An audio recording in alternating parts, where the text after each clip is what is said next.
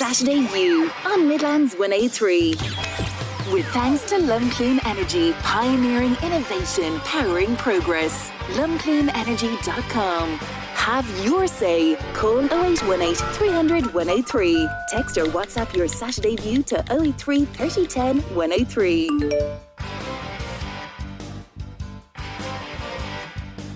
Well, you heard how to get in touch there. The phone lines, the text lines are open. It's time for you to have your Saturday View. Coming up on this morning show, we will pay a tribute to Ken Smollen, who passed away yesterday, a well-known councillor with Offaly County Council, but also as the CEO and founder of the Ken Smollen Food Appeal. Many different aspects to the man. He's passed away, and tributes have been flowing in and are out there right across social media, right across the radio, right across print media as well over the past 24 hours or so. If you want to get your word in, text me 083 3010 103, text or WhatsApp, or call us here on 0818 300 103. Also this morning, turf, given the way the weather is, and it's raining and it's wet and muggy out there again this morning, and the temperatures are definitely down. We're in the middle of July, we're kind of topping 12, 13 degrees some parts of the day, getting a little bit of heat, but many people are still lighting fires, or they're lighting that open fire, that little bit extra, that typically they don't do in July. So is there going to be enough turf? And what is the latest impact of, EU enforcement and infringements that might be gathered by the country here? What impact is that having on turf production, turf cutting, harvesting, and will there be enough? Have you still got easy access to turf? Are you finding it more difficult?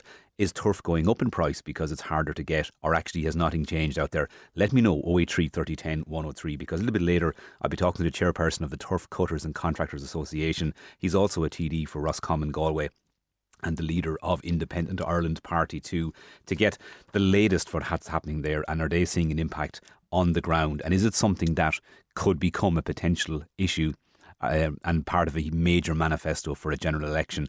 And also I'll be talking to people from the Laois Partnership Company. They've announced the latest round of leader funding. So if you have an organisation in the area and you're looking to get some money in to develop a new idea, a new business concept, a new social enterprise, whatever it might be, a new charity grouping, definitely stay listening, because they have got good funds available, and we'll find out exactly how you can access those and how you can draw them down. As I say, always happy to have your opinion on the show too. 083 3010 103, text and WhatsApp.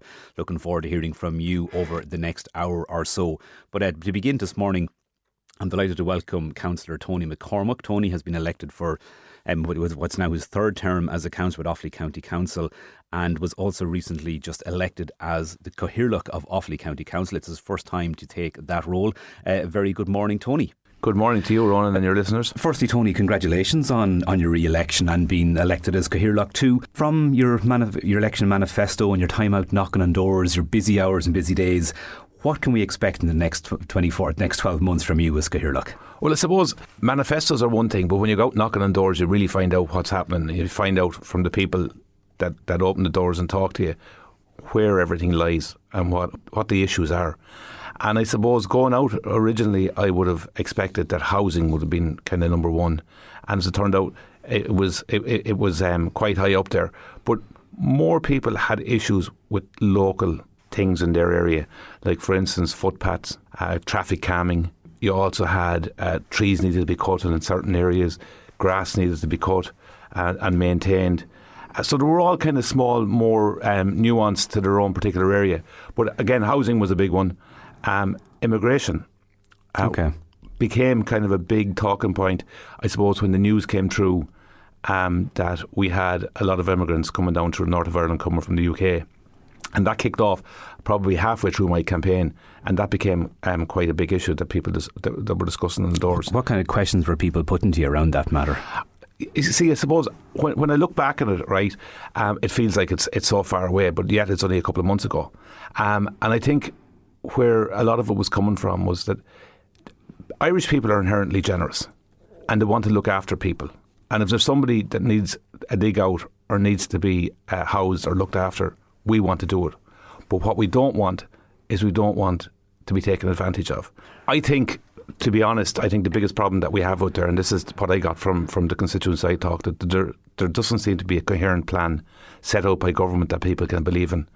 Okay, we've been firefighting for a while here. We've been, I suppose, we've always had IPAS international protection asylum seekers coming in, and that had to be looked after. But I suppose back 2 years ago, we had the start of the war in Ukraine. And that was a situation where we took in a lot of people in a very, very quick period of time. And I suppose there was an awful lot of firefighting going on. But yet at the same time now, when things have kind of calmed down a bit, there doesn't seem to be anybody setting up a coherent plan for us going forward and how we're going to deal with this. And I think if the government could come out with a coherent plan that people could believe in and could look at and say, yeah, that's a credible plan, that's something that will work, I think it might allay an awful lot of fear and would also fill the vacuum that's been filled by the far right. Because as I said to you, inherently Irish people are very, very generous and want to help people. And so it's only that small minority that don't. The misinformation is everywhere. And that's it as well. Like, and when I called to the doors, the information that people were passing on to me, and I said to them, where did you get your information from? And they said Facebook or Instagram or wherever. And you're saying to yourself, well, hang on a second, this is not verified, it's not true, because a lot of that information is put up by the far right to frighten people and for them to jump on the bandwagon and want them then to be scared, and for them to, because it's all about destabilising the government. But I do think, as I said to you, unless the government come out with a credible plan, people are going to be worried about it. Another thing that is often quoted to me, or referenced, what people have a concern about is an eroding access to cheap, affordable fuel, turf in particular, that, you see now the year is rumbling on, the weather doesn't need to be getting much better, people are probably burning more turf than a normal year, and there seems to be a fear, and there's more appeals on Facebook or more notices going up for people looking for turf as well. Did that come across when you were out talking to people? Are people fearful of maybe running out of fuel or not getting access to something like turf, and scared of trying to retrofit a house or look at alternative means? All of that came up on the doors. I suppose it wouldn't have been a major issue, but it did definitely come up on doors. And I suppose with the whole turf cutting thing, and the fact that people nowadays can only cut their own turf and supply their own family, and you can't go out and buy turf the way you would have been in previously.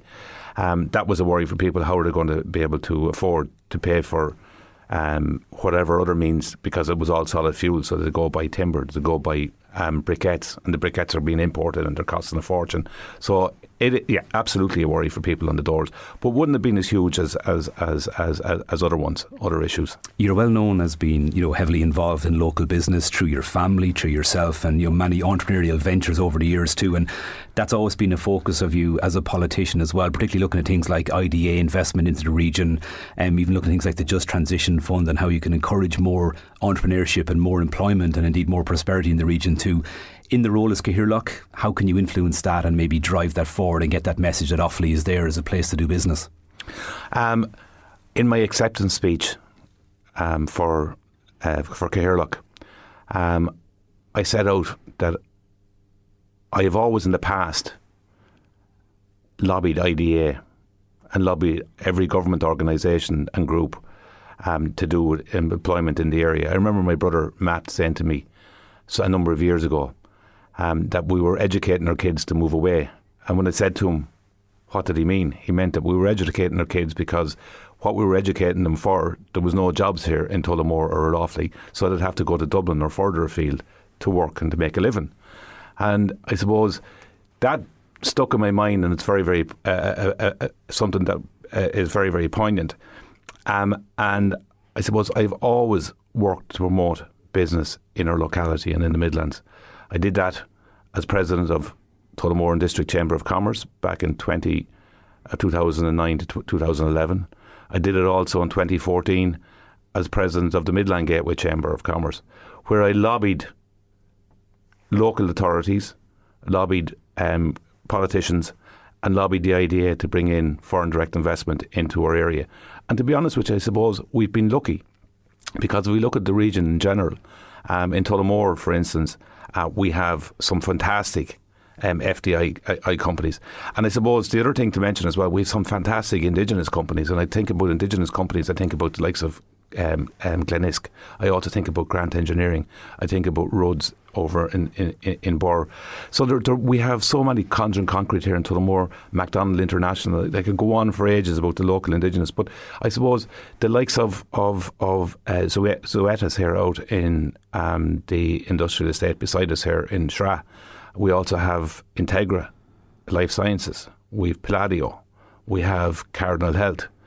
These are all companies that are employing big amounts of people that are that have created jobs in our locality, that are high paying, that are good quality jobs, and that they're also taking those people that I talked about, those students that are graduating, and now they're able to work in Tullamore. And actually, a lot we of them want more of that. Are putting the call out for more people for to more come people, live exactly. in the town. Yeah. And what I'll be doing as well is I'll be putting pressure on the IDA to make sure that we get, because our business park here in Tullamore is full. So we need to have a new business park in Tullamore, but we need to also have a business park in Bor, and we need to have a business park in Eden Derry as well. And I'll be pushing the IDA in my year as Cathaoirleach, and with the power that gives me, I'll be pushing the IDA to make sure that happens. I'll also be pushing to try and bring in more foreign direct investment companies into this area, and to bring in more itineraries, because without the itineraries, the people coming in from the different countries to have a look at our area, without those itineraries coming in here, we're not going to get more. And so we need to push them on that. You've been vocal about over the years too, is often the lack of IDA visits and stuff like that. But I suppose the good news is the backdrop. The Midlands region was, I think, the most saw 6.8% gain in employment by IDA companies in the past in 2023, and more than any other region in the country as well. So look, there's certainly impetus there on it. I suppose before we finish, which we have to kind of acknowledge and just remember one of your former council colleagues, Councillor Ken Smolin, passed away just yesterday as well. Maybe a word about Ken, if you could. First of all, my thoughts and prayers go out to Ken's family and his wife Sandy, his 2 daughters, and his beloved grandchildren, and his brother and 2 sisters, and all his friends. Ken was a very, very good man. He worked tirelessly for the community, either as a guard or when he took on the banks after the crash, and tried to help people stay in their homes and not be kicked out by the banks. And then after that, then he set up his food charity, which he went around to provide a service and look after people that were vulnerable and less well off than himself, and provide them with food parcels. In a lot of cases, he'd tell the story, he'd say that those people were in dire straits, and some of them were embarrassed to ask, but he was delighted to be able to help. He was a good family man, and as he often said, I had the pleasure of working with his wife, Sandy, when she took over as a councillor herself, when Ken was no longer able to do so because of his health. As he called Sandy, the real boss, and then his 2 daughters. He was also very, very fond of sport. I suppose, like every Irishman, once they had an Irish jersey on them, or an Offaly jersey, we're out there and supporting and watching and looking, whether that be hurling, football, rugby or soccer or whatever other sport that Irish teams get involved in. But he was very much into his sport. And as I say, very much a family man as well. He really enjoyed his grandchildren and his daughters. And you could see the measure of the man by the amount of comments. He'd put up stuff on Facebook there, and the amount of comments and likes that he would get would be amazing. I suppose the only people that I would know that would get something like that would be influencers. But Ken was influencing people in a different way. He did an awful lot of good work around the area. He's going to be hugely missed. And again, as I said, my thoughts and prayers go out to his family here today. Yeah, and I suppose we echo those sentiments here from everybody here at Midlands 103. May he rest in peace as well. Councillor Tony McCormack, thank you so much for that this morning. And those tributes continue to come in from far and wide. And I'll just go on one as I saw posted on LinkedIn and social media there recently by Sergeant Graham Kavanagh, Crime Prevention Officer for Laois Offaly. He goes on to say about today we mourn the passing of Ken Smolin, a man whose life was a testament to dedication, service and community spirit. As a former colleague in An Garda Síochána, Ken embodied the values of integrity, bravery and unwavering commitment to public safety. His years of service left an indelible mark on those who had the privilege of working alongside him. He goes on to talk about his role in Offaly County Council, and he says how we remember Ken Smolin not just for the roles he played, but for the remarkable person he was. His legacy, including the impactful Smolin food appeal, will continue to inspire and guide us. May he rest in peace. I'm also joined by independent member of Offaly County Council, Sean O'Brien, who again would have been a fellow independent with Ken Smollen over the years in the council as well. A very good morning, Sean. Good morning, Ronan. Sean, in your eyes, how will Ken Smollen be remembered? He'll certainly be remembered really as, I think, a fantastic, yet different lives. You know, he was a Garda, a very committed Garda, was promoted in that role, really committed to that job. And then he took on his next life. He looked at after people. Really, the sense of community was fantastic. I've written down here a few words. Leadership. He had great leadership skills. Extremely enthusiastic. When you meet him, he had this energy, which was fantastic. Integrity is a word that comes to mind in his former job, in his dealings with the community, his work in the council. Very caring man. And as Councillor McCormick said there, he was really a very proud Offaly man, loved his sport, and of course such a family man was a key to him. Sandy, his lovely wife, his daughter Kieran, Louise, his grandchildren, his wider family, his brothers and sisters. And I remember his father is only not that long past, Joe, and he passed away last May, 12 months. He was really a great family man, a great community man. He certainly will be missed. I had the pleasure of working with him on the council. We worked very closely on issues which we had in common very much. We supported each other. He always prepared extremely well for council meetings. And one thing Ken always did, he always said what was on his mind. Without fear or favour, whatever he had to say, he would say it. And he would challenge things and challenge decisions and challenge the officials and in a constructive way. To me, he was just an absolutely great man. He walked throughout Tullamore and Clara, throughout Offaly and beyond Offaly. He left his mark, and say our thoughts and prayers with his family, and Ken will not be forgotten.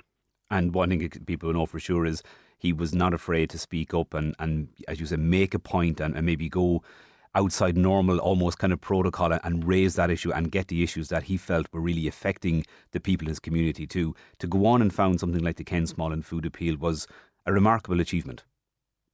Huge achievement, and I mean to set that up, it was a business really, and run by volunteers. And as I say, his energy, enthusiasm, his leadership in that role. Ken was on the road at 6 o'clock in the morning, could be on the road at 12 o'clock that night. That was unreal commitment, fantastic commitment, because he just believed that there was a huge issue there with food poverty, and he just didn't talk about it. He went and did something about it, and to encourage other people to get involved. It was fantastic, and his family were involved in it as well, in helping him, his neighbours and friends. Just a remarkable man, absolutely remarkable man, and it's great that we can honour him now at this stage, and rightly that we should honour him. He left a huge mark on people, and helped so many people. And even with the people being thrown out of their houses, he was there at the courts with him. He was advising people, assisting them in every way he could. He just really got in. He wasn't afraid to get the hands dirty. He got down there and got stuck into everything. And it was an absolute pleasure to have known him and to have worked with him. Councillor Sean O'Brien, thank you so much for that this morning. Thank you, Ronan. That's Councillor Sean O'Brien there from Offaly County Council, just remembering Ken Smollen, who passed away yesterday. And as Sean said, tributes are coming in from all sections and every kind of corner of society there too. If you look across social media, you see reports, tributes being published as well. They're coming into us here in the station too. A man who appeared to have touched many people's lives there, and the commenting was that sense of trying to do good and deliver for the people in his community. And I suppose that really was brought to the fore when he sought election for Offaly County Council in the previous election and was elected. And so again, from all of us here in Midlands 103, we pass on our condolences to his wife Sandy and all his extended family there too. May he rest in peace. What were you up to yesterday evening? Well, I know where I was. I was actually on a bog loading turf. Helping my father bring home their turf and the annual chore that we undertake as well. Do you know what? And you get all the family involved, and so be it. And that is the reality for so many of us around the Midlands. And you might think us radio presenters are sitting here with clean hands and all that kind of stuff. Not at all. We're all from around the region. We all know what it's like to get on the bog and cut turf as well. And for a lot of us growing up, it was just a part of every year. Most people kind of complain about it and give out about the work, but you know what? It was just a feature and a fact of life.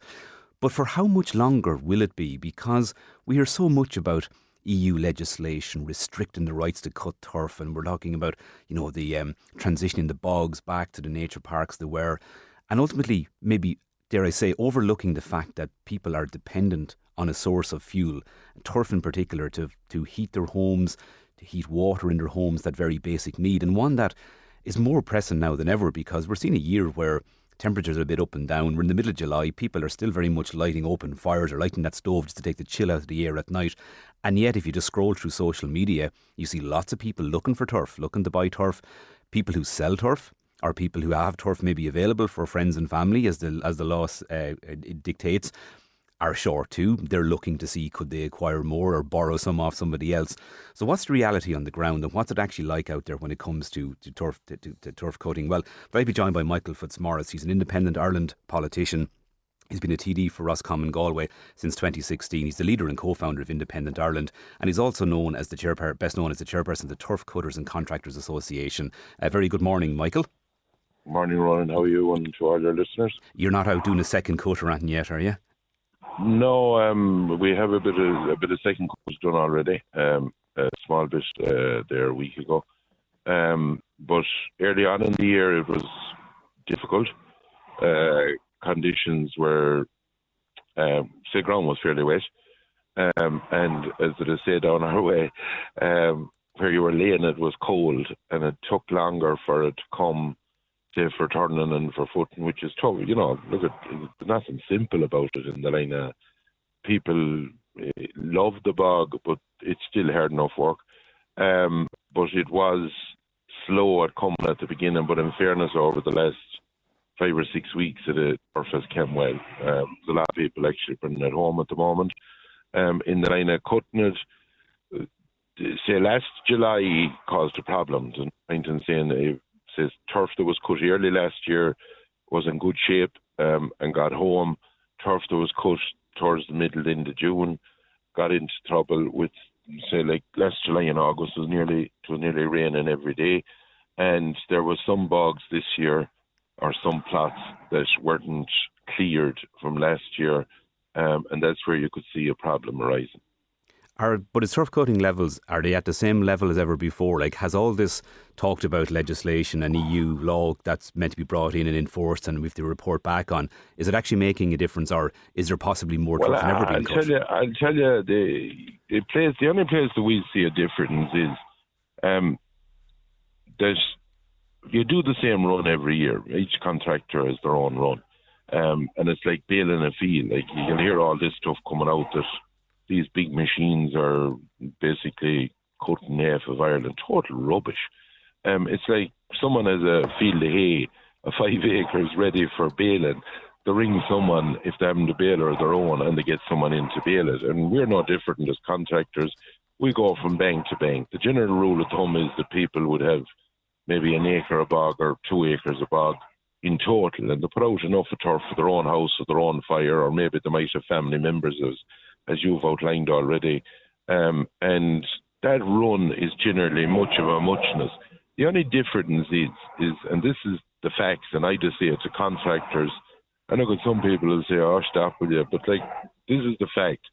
I'm at turf a good while, I'm gone a bit grey in the hair, and the people that we've been cutting for, unfortunately, some of them has passed away, and a lot of their family members, as they're building new houses now, to be quite frank about it, there's no chimney in a lot of the houses, so they're gone down a different route, and that's the only difference that I see at the moment, as people maybe get older or pass away, that if they get older, some of them aren't in a position to be able to rear turf, and unfortunately some of them will be passing away, and that's the only change that I see in the amount being cut. down our area. And I talked to other contractors, and they'd be of the same view. Is turf in that point then becoming more like a commodity that there's kind of a sense of scarcity and that's driving prices up? Are people kind of saying that to you as a local representative? Not really. Look at a trailer load of turf for the last 10 or 15 years. It hadn't gone like the price of a bottle of oil. Like it's like if you could for somebody in their own bog today, €500 worth of turf will do them, no matter if they have a fire on fairly regular in their house and they're heating the back boiler and all of that. Whereas it could even 4, 5, 6 years ago, 10 years ago, it cost them between $4 and $4.50. So it hasn't gone up that much, in fairness, that way. There would be some people might have their banks cut out because obviously over the last 100 years, if you were cutting in the bank, obviously, and they might be getting a bit of turf of someone else, a neighbour or whatever, up or down the road. But in general, and I always say this, like I don't know why they're obsessed about, I think it's something like 60,000 people that rely on, or 60,000 households that rely on turf out of many million households in Ireland. I don't know why they're obsessed about looking at turf all the time, for the simple reason.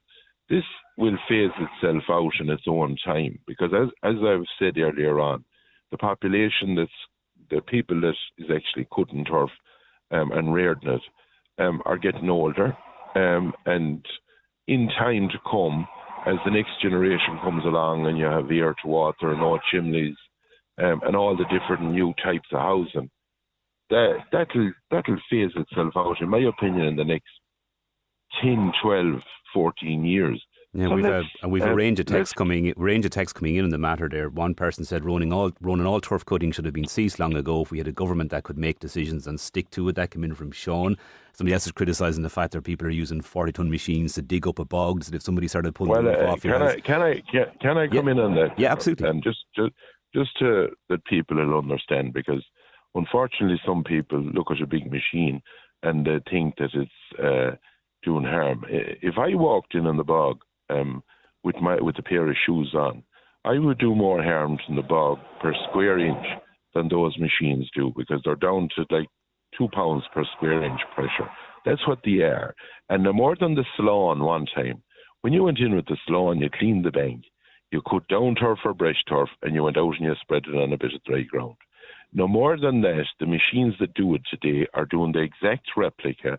The only difference is they are using less bog, because we're able to mix the brown and the black turf that bit better, that gives a better quality to it. So for anybody that doesn't understand it, sometimes don't be jumping to basically giving an opinion when you don't know what you're talking about. Well, somebody else's text as well and said, good morning, I buy a spread of turf every year. It's hard work, but I love it. Finished footing my spread last Sunday. We have to heat our homes, and I don't think air to water is a good idea. So there's definitely a very much a divided opinion on it as well. Somebody else's text and said that, I think regarding there, the price that I have a small cottage, €73 a box of turf. My yearly turf cut costs €1,000. So again, people kind of saying the price is high as well, and can be high on it. Well, too. Look, is it something, Michael? Do you think that will become, say, for like I know in Donegal for the local elections, people ran under the 100% redress to look at the MICA redress scheme. Is turf cutting, is that access to fuel, is that something that could energise people to run in the general election? Or it kind of sounds from yourself it wouldn't be enough of a motive. Like, is it something Independent Ireland are keeping an eye on? Well, look, we stand for a person to be able to cut enough turf for their own house, their own fire. Simple as that. That's what the TCCA was set up about. And in my opinion, as I said earlier, people are obsessed about a bit of turf cutting going on. Bournemouth no longer could. They owned 80,000 hectares of bog. We have lost a lot of jobs, unfortunately, from the decisions that has been made in Bournemouth. But Bournemouth have gone down a different route. Let's not be bothered about the people that are cutting a bit of turf. And by the way, some of these people don't understand that are commenting that in a lot of bogs, all you want is in a complex of a bog, all you want is maybe 50 to 100 acres for people to be able to cut enough for a community. Just think of that, for a community to cut enough. And in a lot of cases around the country in the designated bogs, where people are cutting in one little corner of it, and science has proved that you do not, and this is factual because it has been peer-reviewed, that you do not damage the whole lot. One time ago there was this idea that if it was 3,000 acres and you went cutting on one side of it, one bit of it, that the whole bog was going to be destroyed. Absolutely not, because that has been proved now, but both hydrologically and ecologically. And what it is a little bit of common sense has to be done in this. We've been involved with the national parks on some of the raised bogs that the state owned, and some private bogs where people no longer want to go, that they wanted to basically regenerate their part of the bog, and that was no problem. And still, people in another corner were able to cut their own little bit. So you were able to work both hand in hand together. And there's a lot of people comments on things that don't own a rood of, or an acre of bog, or even a rood of bog, and to go talking about something when it's the local communities right around this country that have a little piece of paper that says they've either a turbary right or an ownership right, that engage and work with the different bodies to improve the rest of the bog while still being able to get enough turf for their own fire. And I always remember that it's the local communities that keep the flora and the fauna and the biodiversity going, rather than being kicking at them all the time. Have respect for them, as well as the farmers. Have respect for them for what they do in the environment right around this country, because it's their private property and it's them that look after it. Yeah, and it's a huge range of texts coming in as well. One person's text and said, look, they never want to live in a hermetically sealed box as well. So they're alluding there to like the standards of houses are built to now with no airflow through them. Somebody else says, what's all the panic? The generation coming up won't cut turf like what happened with our generation sowing their gardens. Exactly what I said. Yeah, absolutely, yeah. I've said that. What I'm saying is, and I'm very clear on it, that the generation coming up now, as they're building houses, they don't put in the chimneys. They have different systems, and the houses are that well insulated. And I always remember as well, like, there's all this talk about basically government grants that will, rejig your house inside out, upside down. If you come from the older type house, what we would call down our way the Land Commission house to be an old stone house, 2-story house to be, sometimes they're not able to get to the standard, and most times they're not able to get to the standard for basically insulation that would make it work to have the air to water, because to rob them in electricity. And you have to work along with what you have. And the other thing is, there are a lot of people that lives in, and you see this trend continuing as well. They might live in a small town or whatever, and they'd have a little stove in a sitting room or whatever, and they might get a couple of hoppers and it's not alone. It's not about the couple of hoppers. Them people might be elderly. They come out in their car. They have a little car trailer. They bring a lot of sandwiches and a flask, and they'll do a bitty in, and they'd have a chat with someone. And some people, unfortunately, nowadays don't see many people calling to their houses, and it's nearly a form of a men's or women's shed that you can meet somebody and have a chat with them, which mentally is very good for people.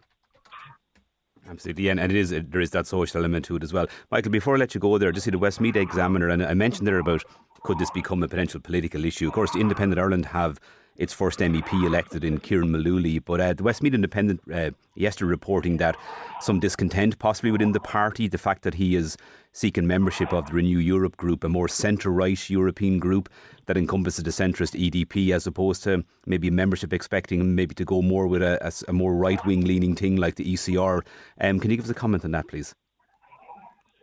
Do I think what? I couldn't just hear you there. Sorry, no, that the Westmeath Examiner reported yesterday. Yeah, I heard that piece, but that's your last sentence. No, it was the last piece was, it said that maybe there might have been an expectation by some party members or group grassroots, certainly, that Mr Mullooly might have joined a more right-wing European conservative or reformist group.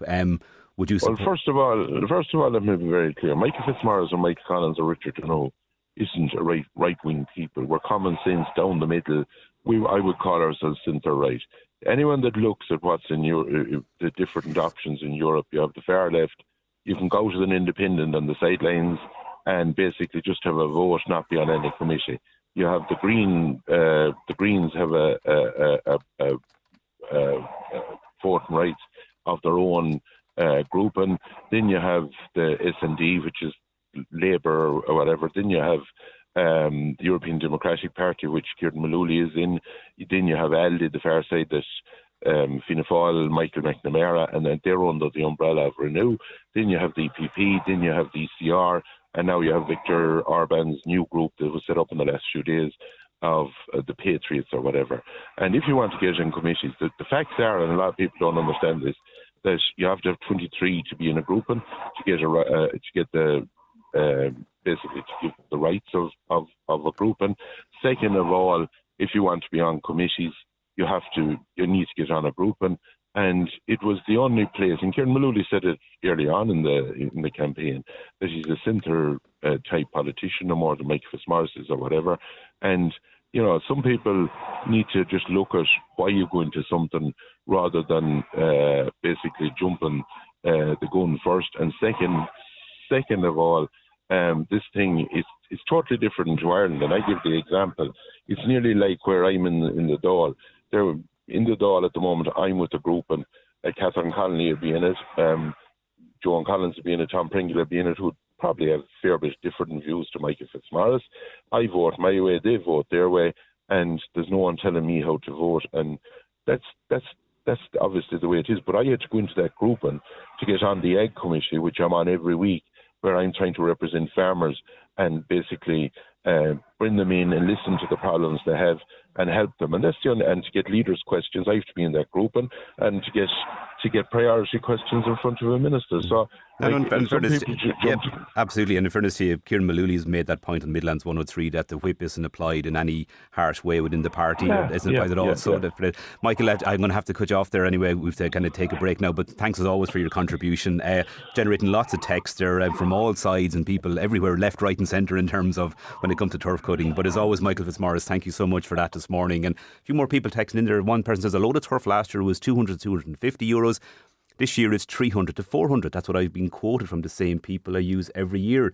And somebody else says, my cottage was built in 1901. I contacted SEAI about retrofit. All they could offer was gas, and that the home is too old as well. So that's interesting, because there isn't this magic solution for all our houses and all our buildings. And if you're dependent on fossil fuels, well, you could be, or that house could be forever. So maybe we need some exemption or some sort of support scheme on that. One listener has texted and said you can't compare using a Slane to a 40-ton machine as well. Oof, it's really got you going there this morning. But before we finish up the we're going to return back to remembering Ken Smollan, because lots of people have got in touch. So I'm going to bring in two familiar voices to people in the Midlands as well. Councillors John Lahey and Councillors Declan Harvey. John, I'll start with you because time is very tight. You'd like to just remember Ken Smollan today. Yeah, thanks very much, Ronan. And I appreciate you've covered it on the show already. I just felt the need, maybe just my last farewell to Ken publicly. I suppose I think every councillor would agree in the chamber that myself and Ken probably had more battles than anybody. But the one thing that I would say about Ken is that it was remarkable what he achieved. Yeah, normally you'd have to come through some sort of high profile or come through a party to try to get elected. It's very difficult to get elected. He got elected on the basis of helping the people and the most vulnerable people in our society under the food appeal. I suppose he questioned absolutely everything inside the chamber. He made us honest politicians in the fact that he grounded us in terms of stuff that maybe we wouldn't be highlighting or wouldn't be actually dealing with on the ground that he was dealing with. I think it was phenomenal what he's achieved. And if he was still with us, I've no doubt he would have retained his seat. And I've no question that he would have been running in the Dáil, because I know when I would have spoken to him, say privately, he had every ambition to run for the Dáil, because he felt so passionately about it. But there's one thing I'd say, and I'll finish on this, Ronan, is that on all the arguments I ever had with him, and at one stage he came up to me in a council meeting, he says to me, we'll won the boxing gloves and get over and done with. But the same day we went down to the canteen and we drank tea, we came back up and we still boxed the heads off each other verbally inside the chamber. But every time we left the chamber, we left and we chatted. We often walked to the car and said goodbye, and we battled it out the next day. He never held a grudge. He was a very good man. I'm sorry for Sandy and the loss. I'm sorry for Sandy that she didn't retain the seat. But politics is very, very cruel. But I suppose Ken will always be remembered for me for what he done in terms of setting up an organisation and driving it forward. Yeah, great words, John, as well. And having somebody to question there within the council chamber and to bring those out in the public as well. Councillor Declan Harvey, you'd like to come in on this too? Yeah, thanks, Ron. Good morning to you and your listeners. I got on very well with Ken. In the chamber, maybe not as good, but outside, Ken and I had a good friendship, and I wanted to extend my sympathy to Sandy, his two daughters. his brothers, sisters, and his nieces and nephews. He did what he did, and he did it well. That's the only thing I can say about Ken. He did what he did it well, and he was afraid to stand up to nobody. If he believed in something with a passion, he did it. And to me, he was an honest man. He didn't waffle when asking questions. That's something we had in common. We just asked the question, no waffling. So rest in peace, Ken, and God bless you. Councillor Declan Harvey, thank you so much for that too. And John Lahey, of course, as well, Offaly County Council, thank you so much for just getting in touch with us, just again to add your words of tributes to the many tributes that have come in for Ken Smolin. And undoubtedly over the weekend and into early next week, you'll hear lots more of those on Midlands 103 and across all various channels and stuff like that too. But thank you as always for your engagement. Many of you have got in touch, particularly around that idea of turf, and some people are suggesting we just leave the bogs alone and let them go back. You know, others are agreeing with the idea of what Michael Fitzpatrick put forward, that as the people saving turf are getting older, it's probably going to be left behind. The new generation will have no interest in that. Beg to differ, it could be slightly different out there too. Some people saying then, yeah, we should just keep cutting because your houses can't be retrofitted. You've been told that by the SEAI, so what are you supposed to do? You're a dependence on fossil fuels, and that needs to continue as well. That and lots more in between. I did mention earlier we'll be talking to somebody from the Laois Partnership. We're going to do that next Saturday instead, because as I said, we had so many people coming on wishing to just say a few words about the late Ken Smolin too, and I think in fairness only right to do so as well. So as always, thank you for your engagement too and for getting involved in this morning's show. Thank you to Councillor Tony McCormack, Cathaoirleach of Offaly County Council, for coming on as well and just giving us an outline of his agenda and objectives for the year ahead.